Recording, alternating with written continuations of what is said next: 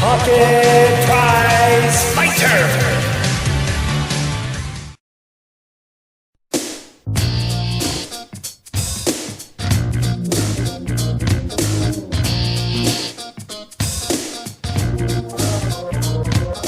In all my reviews for Pocket Prize Fighter, Best of the Best Championship Karate is one of the few that deviates from the standard tournament fighter formula.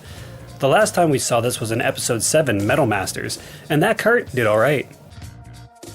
In this game, there's no magical attacks, no over-the-top characters to pick from, no fatalities, no input commands, and no in-between fight promos.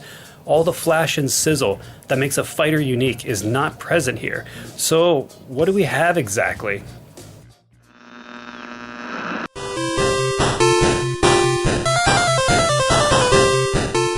Best of the Best was released on the Game Boy in 1992 and developed by Loriciels.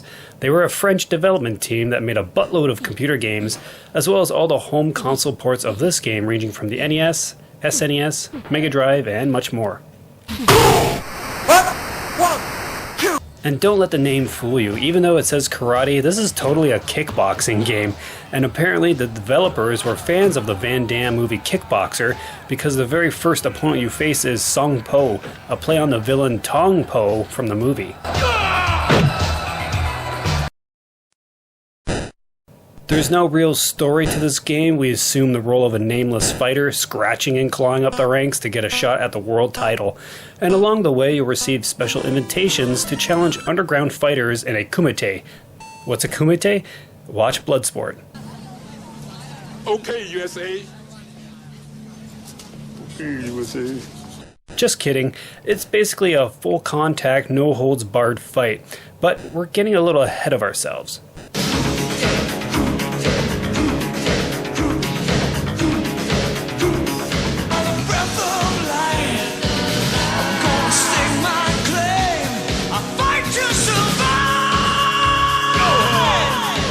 From the main menu, we have a ton of selections at our fingertips.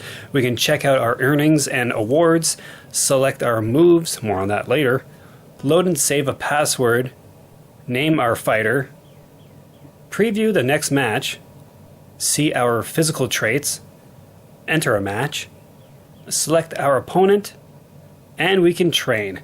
Whew, that's a lot of stuff here. Firstly, executing the moves is a little different here. We're not entering motions on the D-pad. This isn't Street Fighter 2. Simply hold down either A or B buttons and pick a direction. Almost every direction pulls off a unique move to help us in our match, but there are certain moves that are better than others. Holding down on the D-pad will block or evade a maneuver, but I seldomly use this. My favorite tactic is to get in there and mix it up. And 90% of the time, this will work. Also, there's no long jumping over your opponent either, so if your back is to the opponent, you'll take some damage trying to face the right way, which kinda stinks. Going back to selecting your hits, there's 8 to pick from, but I kinda wish we could mix and match moves to certain button presses instead of picking one entire package. There's some really cool moves that I wanted to add to my arsenal that I couldn't get in the package I chose, which is a real bummer. You may notice during gameplay the lack of energy meters. Well, the devs were kind of sneaky in this respect as the arena lights act as our health bars.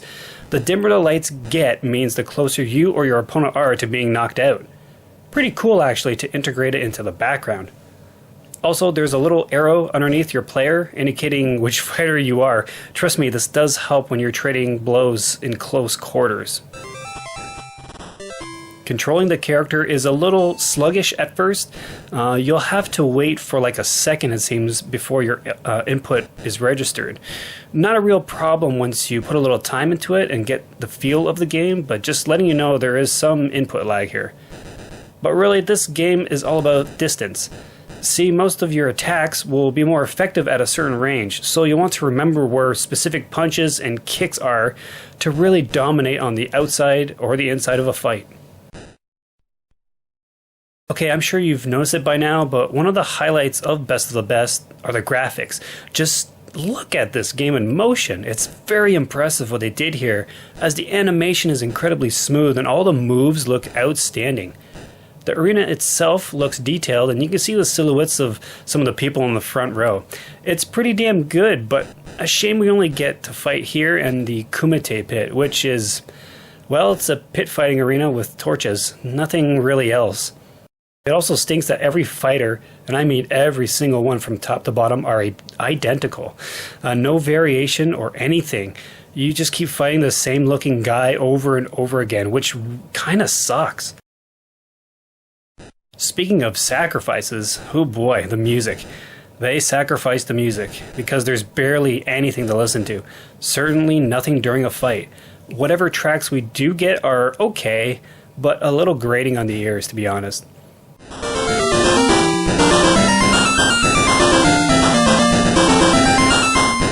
The sounds of the punches and kicks are okay too. It's clear that Best of the Best is all about the motion and less about the sound. In between fights, you'll be spending most of your time training. We have 3 different exercises to increase our stats, that being resistance, strength, and reflexes. Each one is important to train, and you'll be button mashing in order to get big gains. Best of all, you can train as much as you like before taking on your next opponent, but if you get beat, your totals will drop a bit, so it's always good to work out a lot before a match. One trick to focus on building up a certain stat is to simply press select to move the cursor to the area you want to focus on. Normally you have to do all 3 exercises in a row, so this can save you a lot of time. The difficulty isn't too bad save for the last 2 to 3 fighters. You can barrage everybody else with close punches and be done with them without much hassle.